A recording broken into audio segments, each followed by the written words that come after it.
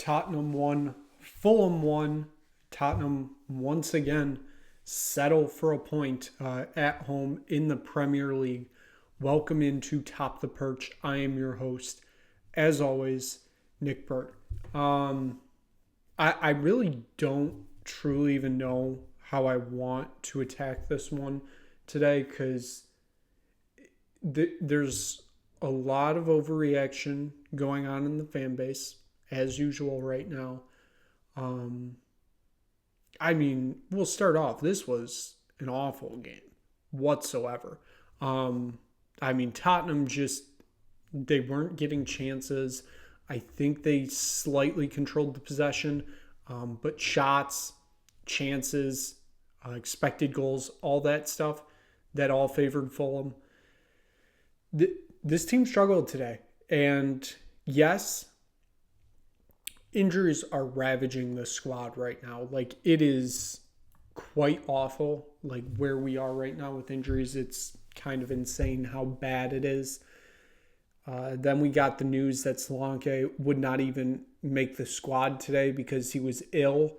Now, Mikey Moore has been ill for a month, and here we are, and we still haven't seen him. So, I don't even know where to start here. I know within the first 20 minutes of the game, Son had two very good opportunities that he usually finishes. Both of them saved by Barry Lionel. They weren't even like fantastic saves. They were last-ditch effort saves that Son should be finishing whatsoever.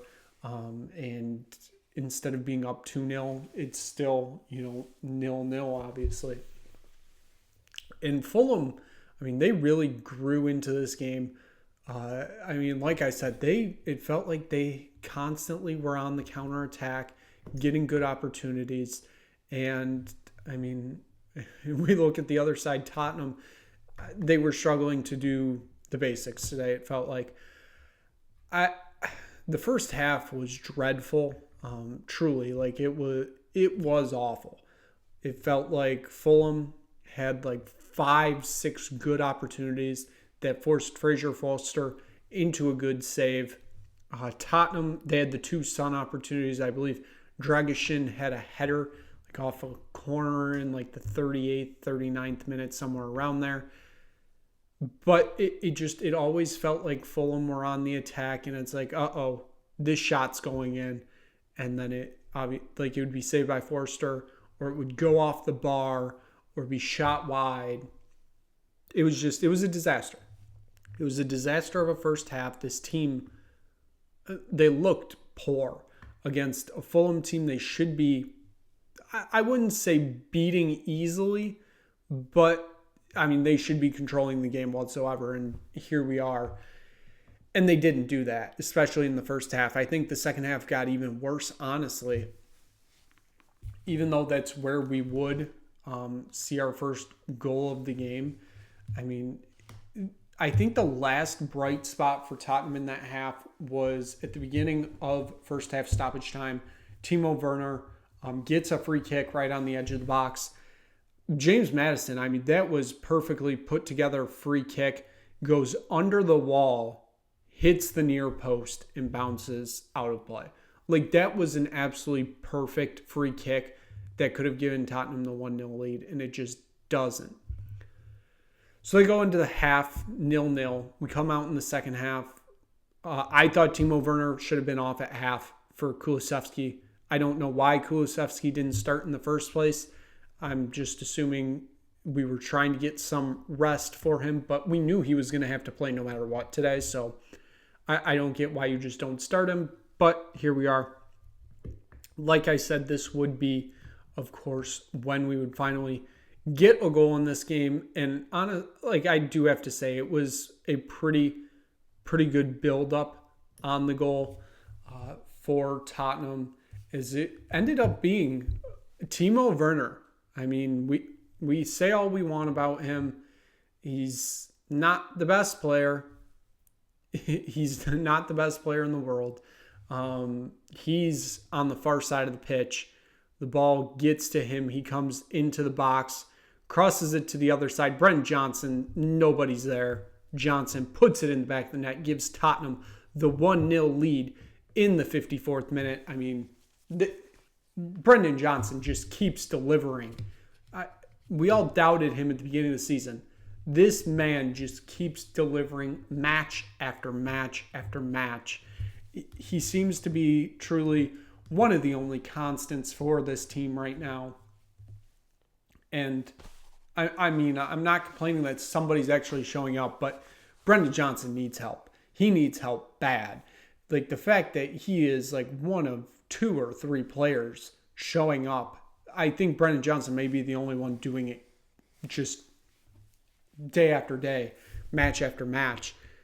Like that's a problem. And we'll get into the whole injury thing in a minute, but it's just, there were so many poor players out there today. Son was quite awful. Both our wings of Udogie and Porro, awful. Midfield wasn't anything to call home about. It was a poor match, poor game whatsoever. 67th minute, Thomas Carney. It's a bullet to the far post.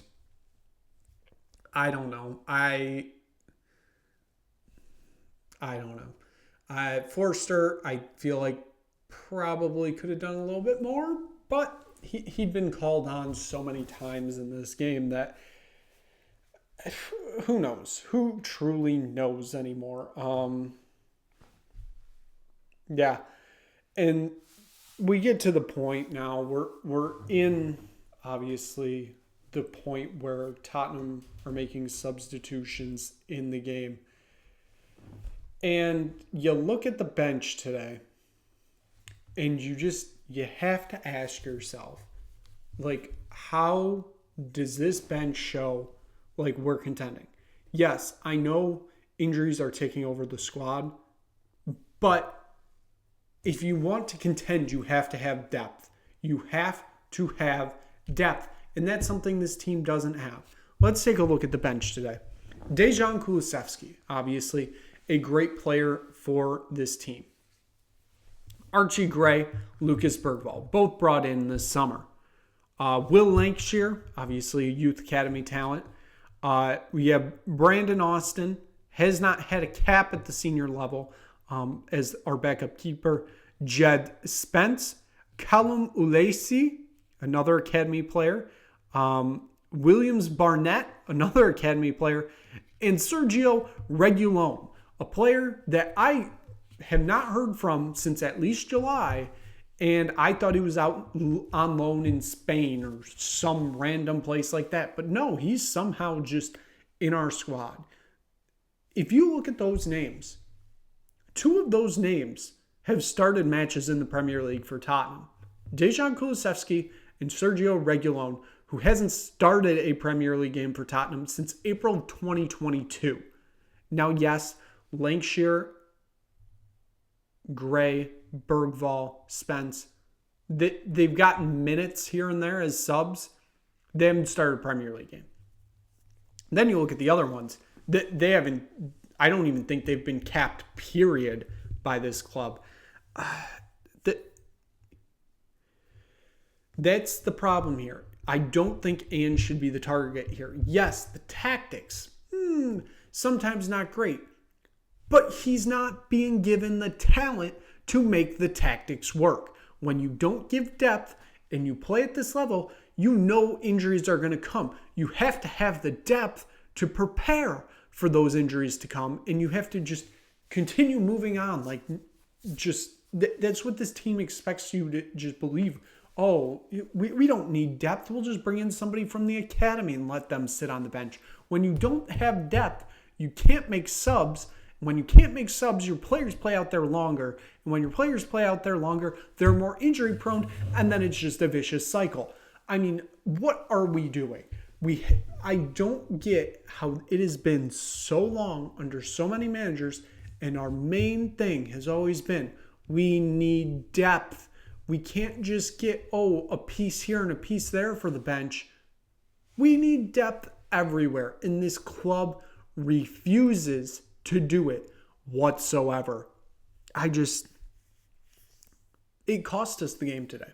100%. Depth, not having depth cost us this game today. This is a game you should be winning.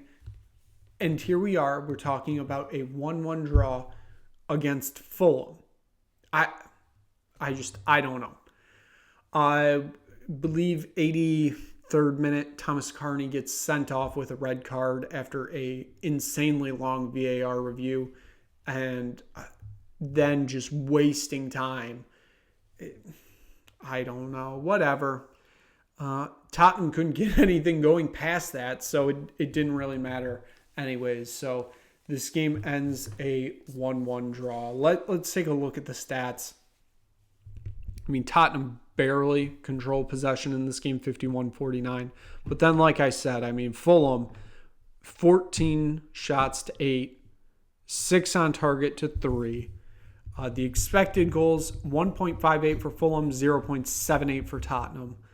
I mean, corners, 7-11. Now, Fulham had the more fouls in this game, but, I mean, that's how Fulham usually plays. I don't know. I don't know where to go on from here. I mean, it hurts the mind. It hurts the mind that this team cannot see that they need to bring in depth, because if you bring in depth, then maybe things will keep flowing.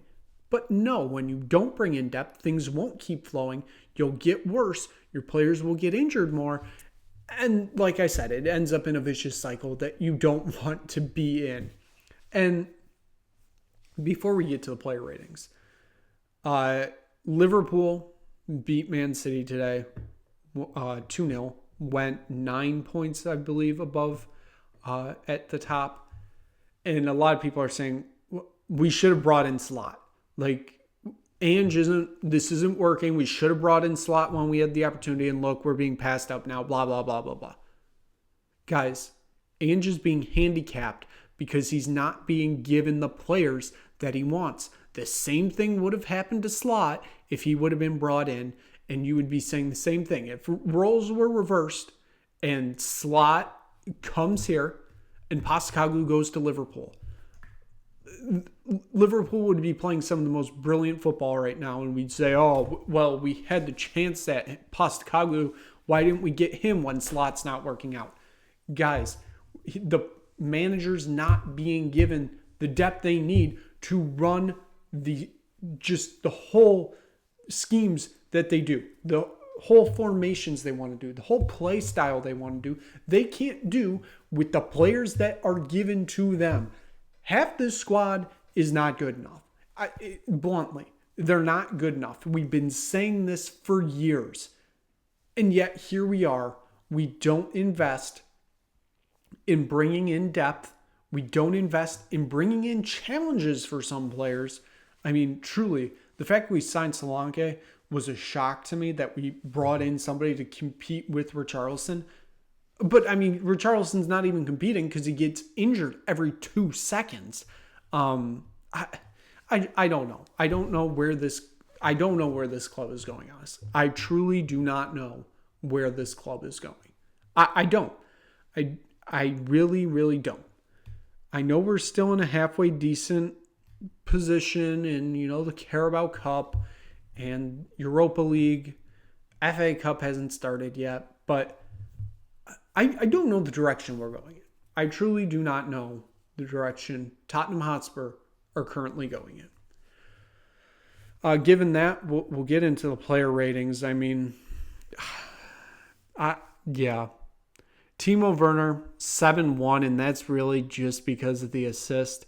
I didn't think he was anything special today. I don't think he expected to play today, or start, I should say. I think obviously that happened because of Solanke illness.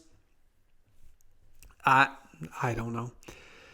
Heung-min's son, that was an awful performance today. The 2 shots within the first 20 minutes that should have easily been put away that he didn't put away, that's a problem. Earns a 6-2 in this one. Brennan Johnson, I think, was one of the better players on the pitch today. Obviously, gets the only goal for Tottenham today. Earns a 7-6. I mean, he found himself in opportunities today, which is truly all you really need to ask for from one of your wingers. James Madison, I didn't think had a great day today. He earns a 6.5. I mean, this whole midfield honestly wasn't great. I thought Sarr was the best of the three. Put him at a 7.5. Basuma, I did not think had a good day either. 7.1, but I very much thought Madison was the weakest link there. Especially, I get free kicks are a crapshoot, but I mean, when you're that close, like, you got to finish that, especially with the way he did it. You have to finish that. Just absolutely have to, but here we are anyways. Like I aforementioned earlier, Destiny Udogie, Pedro Porro, terrible games today. Like, absolutely awful. They were liabilities on the field, yet they played the whole 90 minutes. So Destiny Udogie, 6.6. Pedro Porro, a 6.5. Ben Davies is my man of the match. He put up a Herculean effort today. That was an amazing performance. 8-1. He was the best player on the field, I thought, for Tottenham. I know he didn't score like Johnson did, but what a performance from him, honestly. Like, that was an incredible performance. Radu Dragishin, 7.8. I thought he did pretty well, even though his head did graze Thomas Carney's goal, which, I mean, come on, dude. Like, come on. But he still earned 7.8. And I thought Fraser Foster, 7.6. A lot of that is because I personally think he probably could have got a hand on that if he would have tried with that goal. But in reality, he probably couldn't have. But he made some crucial saves today. Just like he did in the Roma game. Made some crucial saves that kept Tottenham from losing this game, honestly. Dejan Kulusevski was subbed on in the 68th minute for Timo Werner. A substitution that probably should have been made at half, but why would we make a substitution at halftime? That's ridiculous. He earns a 6.7. If he would have played that whole second half, Tottenham might win this game, but also, obviously, Timo Werner assisted on the goal. So you truly do never know. Tottenham may have lost this game if Kulusevski plays the whole second half. Gray and Bergvall both got subbed on in the 85th, 86th minute, somewhere around there. Gray gets subbed off in stoppage time with an injury. So there we go again. A player that he doesn't even play that often, and he picks up an injury. So that's just outstanding. And he got replaced by Will Lancashire, who I believe makes his first ever Premier League appearance for Tottenham. Something like that. I know he's obviously made his appearance in the Europa League. I believe this was his Premier League debut. I could be wrong on it, honestly. This season, just everything feels like it's mashing together right now. It's just, it's turning into a disaster, as most Tottenham seasons do. But here we are. We are into December, which means this schedule is going to be rough. It is going to be not fun whatsoever. Thursday, play Bournemouth, I should say, at the Vitality Stadium. That should be just enthralling. And then Sunday is Chelsea at home. Then I believe it's Rangers away the next Thursday. And then Southampton away.